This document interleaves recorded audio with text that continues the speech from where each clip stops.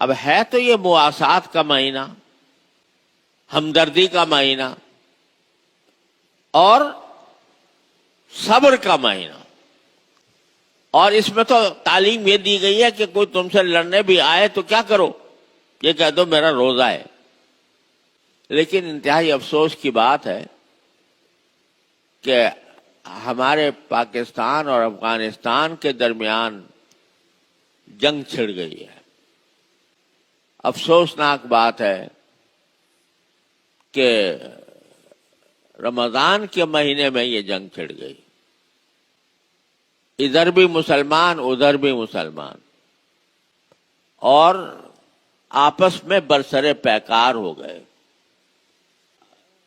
اصل وجہ جنگ کی وہ تو یہ ہے کہ عرصہ دراز سے پاکستان کے اوپر ایک ایسی جماعت مسلط ہے جو پاکستان کے اندر دہشت گردی کی کارروائیاں کرتی۔ اس نے اپنی دہشت گردی میں مسجدوں کو نہیں چھوڑا، بچوں کو نہیں چھوڑا، عورتوں کو نہیں چھوڑا، علماء کو نہیں چھوڑا، اور بلا امتیاز مسجد کے نمازیوں پر خودکش حملے، بازاروں پر خودکش حملے، اپنی خودکشی کر کے دوسرے کو نقصان پہنچانے کا سلسلہ۔ اور جو جماعت یہ کام کر رہی ہے وہ نام لیتی ہے طالبان کا، تحریک طالبان پاکستان۔ ہم بار بار اس بات کو واضح طور سے اعلان کر چکے ہیں کہ یہ تحریک جو ہے یہ کسی طرح بھی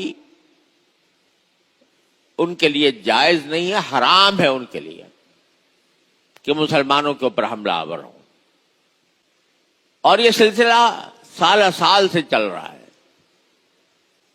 افسوس ہے کہ ہم نے بار بار افغان طالبان جو حقیقی معنی میں طالبان ہیں، یہ تو انہوں نے نقلی طالبان ہیں، یہ اصلی طالبان جو ہیں ان سے بار بار ہم نے درخواست کی، آج نہیں بلکہ اس وقت بھی جب امریکہ کے ساتھ جنگ جاری تھی، اس وقت بھی یہ لوگ پاکستان کے اندر دہشت گردی کی کارروائیاں کرتے تھے اور اس کو جہاد کا نام دے دیتے، بغاوت کو جہاد کا نام دیا ہوا تھا۔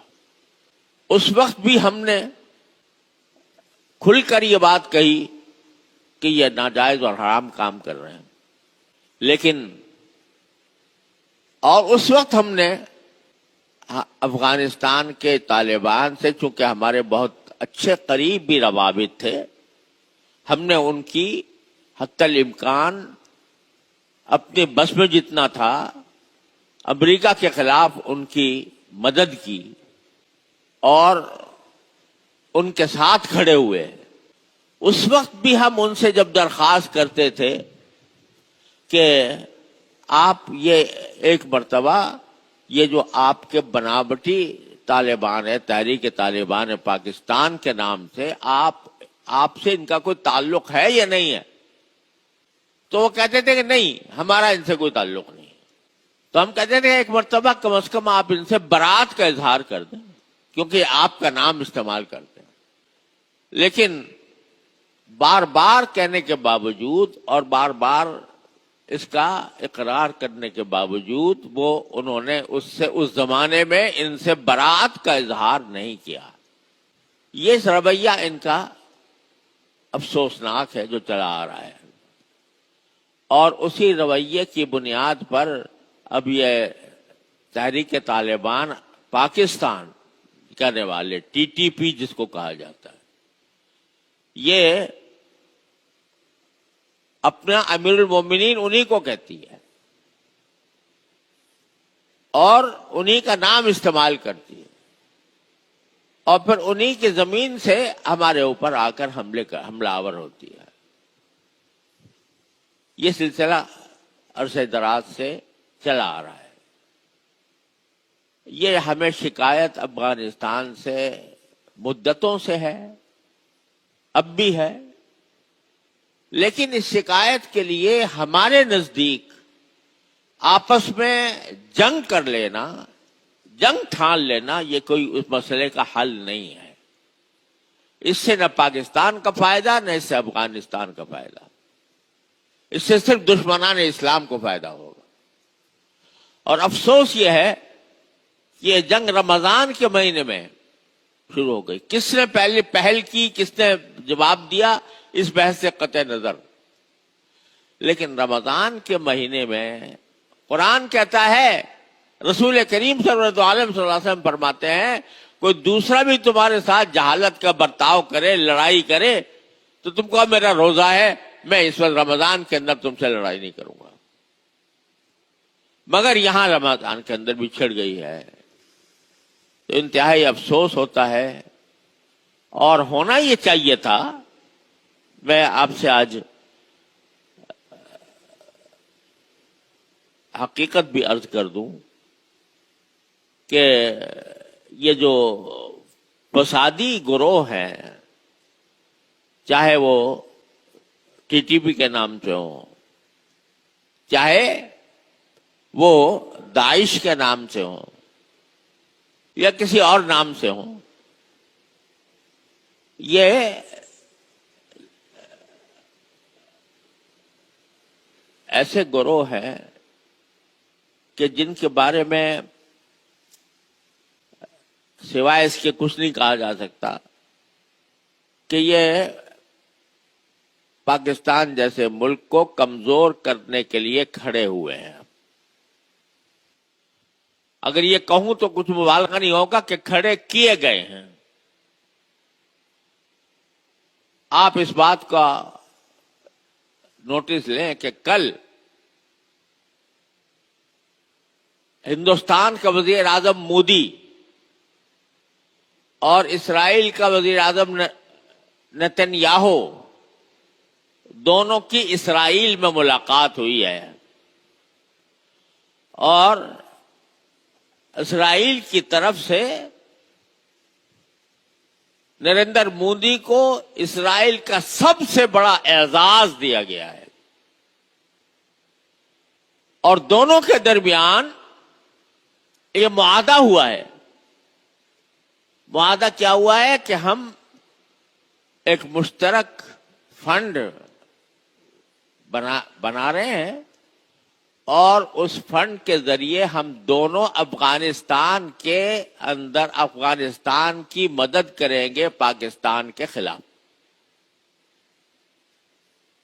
کل ہی یہ معاہدہ، کل ہی اب پرسوں ایک آدھ دن کے اندر یہ معاہدہ ہوا. اب آپ اندازہ کریں افغانستان کی مدد کون کر رہا ہے؟ اسرائیل اور ہندوستان. ان کی مدد سے، مدد کیوں کر رہے ہیں؟ اسرائیل مدد کر رہا ہے، انڈیا مدد کر رہا ہے، افغانستان کی کر رہا ہے. کیوں کر رہا ہے؟ اس لیے کہ پاکستان ایک کھٹکتا ہے ان کی نگاہوں میں کہ اگر کسی وقت موقع آیا تو یہ ملک ہے جو ہمارا دشمن ہے، لہذا جو ہمارے دشمن کا دشمن بن جائے وہ ہمارا دوست ہے. یہ باقاعدہ اعلان ہو گیا ہے. تو بہرحال اس تمام تلخ حقیقت کے باوجود ہم یہ سمجھتے ہیں کہ پاکستان اور افغانستان دونوں کے لیے جنگ کسی بھی اعتبار سے فائدہ مند نہیں ہے. اس کا نقصان ہوگا، دونوں کو ہوگا. اور جنگ کے زمانے میں جب جنگ چھڑ جاتی ہے تو پھر دعوے بھی بڑے اونچے اونچے کیے جاتے ہیں، اور ہر ایک اپنی فتح کے دعوے کرتا ہے اور اس میں دوسرے کو نیچا دکھانے کی کوشش کرتا ہے. حالانکہ اگر معاملے کو سلجھانا مقصود ہو، سچے دل سے مقصود ہو، تو دو مسلمانوں میں کوئی بھی ایسا مسئلہ نہیں ہوتا جو کبھی سلجھایا نہ جا سکے. اس معاملے کو جب لڑائی تک پہنچانا، اور خاص طور پر رمضان کے مہینے میں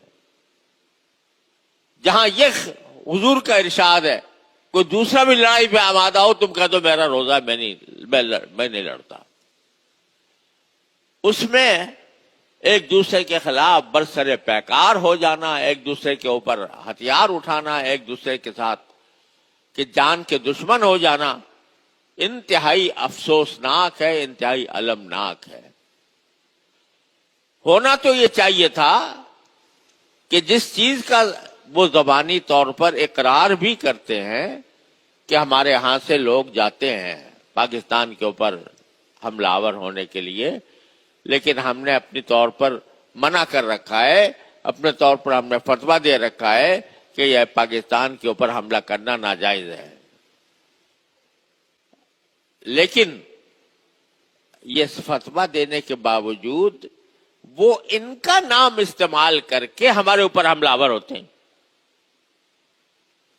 تو اس کا تقاضا یہ تھا کہ یہ ان سے برات کا، نہ صرف برات کا اعلان کریں بلکہ ساتھ ساتھ ان کو لگام دیں،